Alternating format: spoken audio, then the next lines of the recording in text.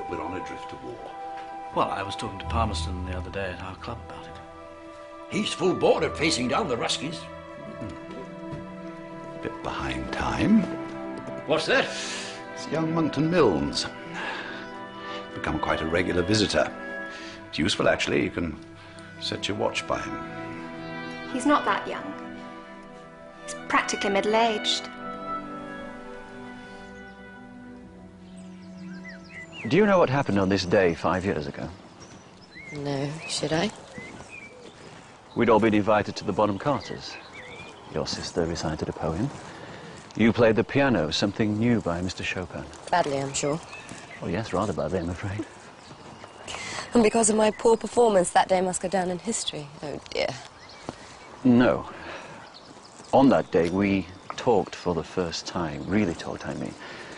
And you said something I've never forgotten. That if only people knew what a young girl is thinking while she's playing the piano or busy embroidering. Do you remember?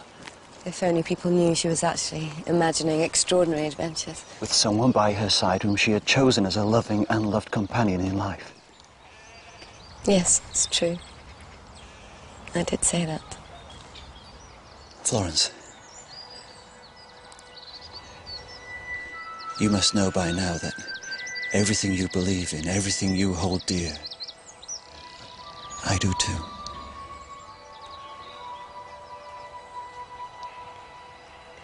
Richard, Look at me, please. Do you think today, the two of them perhaps?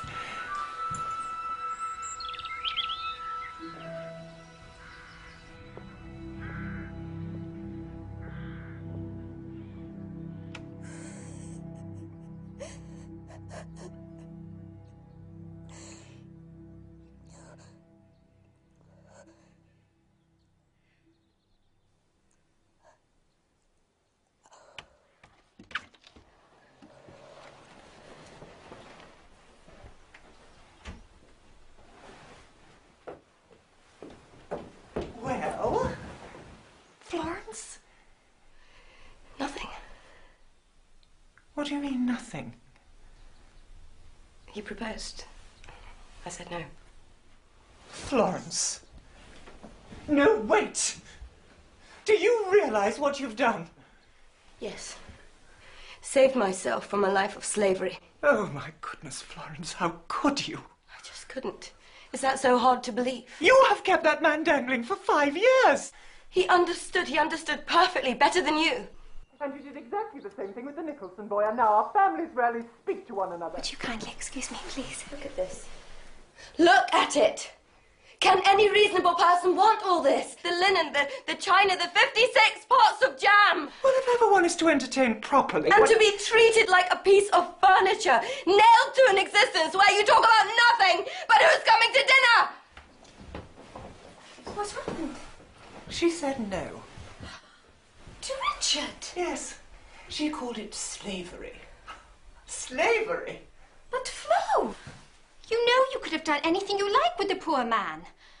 Look at Mamma and the way she manages our dear Papa. Why, half the time he has no idea yes, what's going on. Partly, that will be quite enough. Florence, you know I never asked you to be anyone's slave. I have been very indulgent. I'm sure my mother never considered what I thought. The least you can do in common courtesy is to listen to me. I'll go out and I'll find work. Oh, my dear young lady. I will. Think of me as your son, your vagabond son. I won't cost you a penny. Isn't that good, Mother? Marriage is so expensive. Imagine the savings. I know what you have in mind. This absurd notion of becoming a nurse, which I will never agree to. That is God's way for me. Don't bring God into this again. It has nothing to do with him, and you know it. I will not allow you to disgrace yourself. Emptying slop buckets, living at the beck and call of lechers and drunks. Have you any idea what goes on in hospitals? No woman of character would ever... Yes, dear? Fanny, my love, the Colonel's just leaving. What shall I say to him? Tell him there's no tyranny like the petty tyranny of a good English family. She said no to Richard. Why does she have to spoil everything? You have to speak to that girl, Wen. After that, everything changed. Dismayed but resigned, my parents gave in, and I set about acquiring the largest hospital experience man or woman ever had. In truth, I lost Richard, but I gained my freedom. And yet, I confess, if I were to see him again, even now, I don't understand it. I'm ashamed to understand it. But not one day has passed without my thinking of him. Hello? Are you all right? It's nothing. I'm over it. The Crimean fever. I was quite ill. Guess who's here? Sidney. He just arrived from Westminster. He has news. Really? I knew he'd get the government to see sense. Nothing. Nothing at all. My dear, the British public has had quite enough of the Crimean catastrophe. It's over. No, it's only just begun. The catastrophe, with our silence. You must help me, Sidney. You absolutely must. You always have, and you can do it again. I know you can. Otherwise, everything we've been through these past 2 years will have been for nothing. Florence, I'm no longer Minister at War. Just a plain old, humble member of Parliament making occasional speeches. Very fine occasional speeches, Sidney, if I may say so. I brought you this. You don't have to bring me presents. Just tell me justice will be done. May I see? Sir John Hall, for instance, that miserable excuse for a military surgeon. Has he been court-martialed, stripped of his command? No. Entered a monastery, perhaps, to do some well-deserved penance? Not quite. Blackballed from his club, at least. He's been given a KCB. A KCB.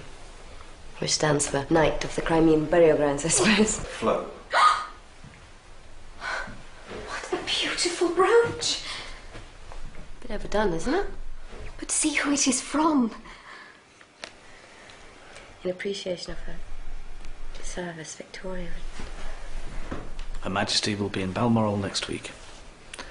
She wants to meet you and to talk. I believe she may even be inclined to listen. Now, this is important, Florence. The Queen is very interested in the fate of the army. You must remember, she thinks of it as her army. That's the way to engage her interest.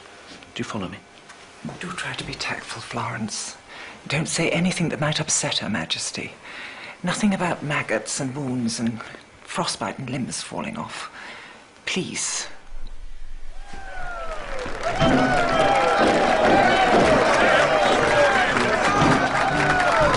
You're off to see the Queen today. Oh, do be careful what you say, or you will quickly be excused. Her Majesty is not amused by stories set to shock and scare, so listen to Mother and please beware. We don't want to hear about maggots. We'd rather not learn about lice. Just make everything pretty and jolly and happy and nice. We don't want to hear a soldier swear or listen to moaning and screams. We don't want to hear a single cough to bother Her Majesty's dreams. Be sure never to tell her about all the blood and the gore. Surely you know it's not right or polite to make a queen faint on the floor. She's happy to hear of daring deeds by soldier, colonel or toff, but never, not ever, no, never discuss. The fingers that keep falling off, the heads that keep falling off, the legs that keep falling off, the heads that keep falling off. Because everything keeps falling off.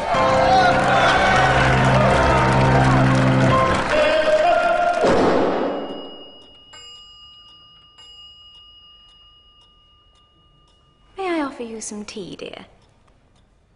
Thank you, Mum.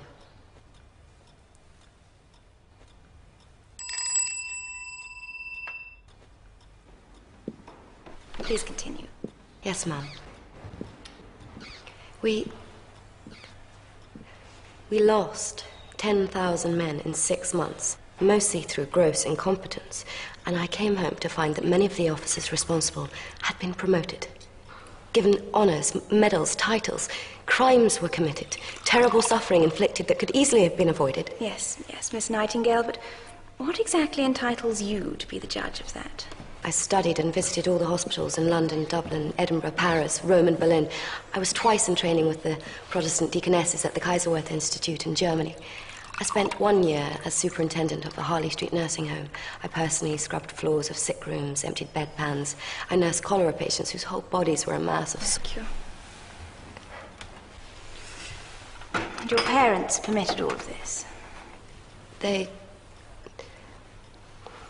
came to understand that I had a calling, that this has truly been God's will for me. I see.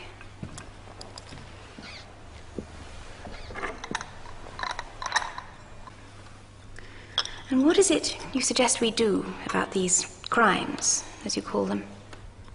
A royal commission, Ma'am. A royal commission? Nothing less than a royal commission will suffice to bring out the truth. It is our sacred duty to the Crimean dead.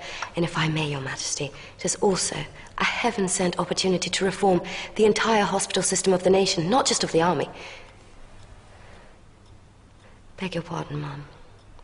Of your army.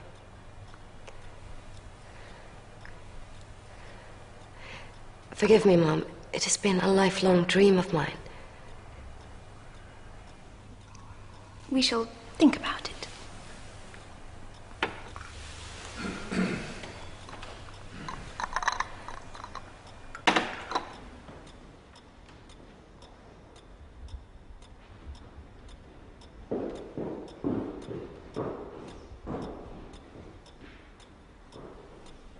Remarkable woman. I wish we had her at the War Office. I'll convey that sentiment to the Minister, Ma'am. Good. Oh, and as to that commission... Yes, Ma'am, I seriously doubt whether it's in the best interests. May I finish? Ma'am. We do want our brave soldiers to receive the very best care. Please see to it. The commission. The commission, Prime Minister.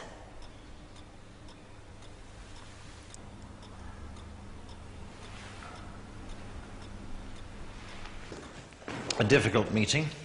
I'm afraid the Queen was somewhat taken aback by your proposal. Yes, a royal commission. That could have consequences, ramifications. Well, I had hoped... You were quite forceful, you know. Well, I'm sorry about However, I did prevail upon Her Majesty to change her mind, and she has graciously agreed to allow the commission to go forward under my supervision. Thank you, my lord. Thank you very much. Yes. I well remember one evening at the Vernets when you were very eloquent on the subject of nursing and so forth. A worthy cause. Now, one minor detail. Of course. I would like you to submit your evidence to me in the form of a report, a confidential report. There are susceptibilities to be